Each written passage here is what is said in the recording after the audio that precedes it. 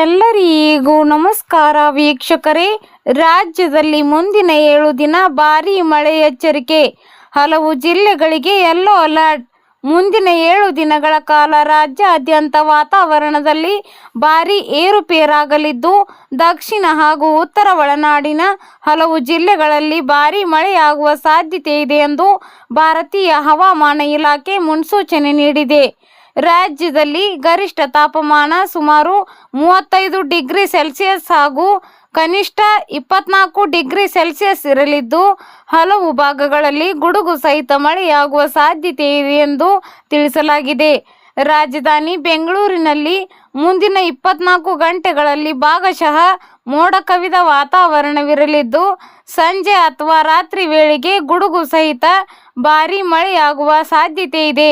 ಗರಿಷ್ಠ ತಾಪಮಾನ 33 degree Celsius ಹಾಗೂ ಕನಿಷ್ಠ ತಾಪಮಾನ 23 ಡಿಗ್ರಿ ಸೆಲ್ಸಿಯಸ್ ದಾಖಲಾಗುವ ನಿರೀಕ್ಷೆ ಇದೆ ಎಂದು ಕರ್ನಾಟಕ ರಾಜ್ಯ ನೈಸರ್ಗಿಕ ವಿಕೋಪ ಉಸ್ತುವಾರಿ ಕೇಂದ್ರ ತಿಳಿಸಿದೆ. ಯೆಲ್ಲೋ ಅಲರ್ಟ್ ಘೋಷಣೆ. ಮೇ 18 ಮತ್ತು ಮೇ 19ರಂದು ರಾಜ್ಯದ ಹಲವು ಭಾಗಗಳಲ್ಲಿ ಭಾರೀ ಮಳೆಯಾಗುವ ಸಾಧ್ಯತೆ ಇರುವುದರಿಂದ ಯೆಲ್ಲೋ ಅಲರ್ಟ್ ಘೋಷಿಸಲಾಗಿದೆ. ಈ ದಿನಗಳಲ್ಲಿ ಬಲವಾದ ಗಾಳಿ, ಗುಡುಗು ಹಾಗೂ ಮಿಂಚಿನ ಆರ್ಭಟ ಇರಲಿದೆ. ಮೇ 20ರಂದು ಮಳೆಯ ತೀವ್ರತೆ ಸ್ವಲ್ಪ ಕಡಿಮೆಯಾಗುವ ಸಾಧ್ಯತೆ ಇದ್ದರೂ ಗುಡುಗು ಮಿಂಚು ಸಹಿತ ಮಳೆ ಮುಂದುವರಿಯಲಿದೆ ಎಂದು ಹವಾಮಾನ ಇಲಾಖೆ ತಿಳಿಸಿದೆ.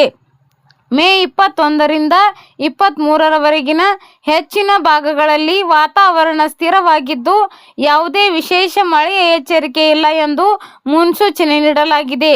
ಜಿಲ್ಲಾವಾರು ಮುನ್ಸೂಚನೆ.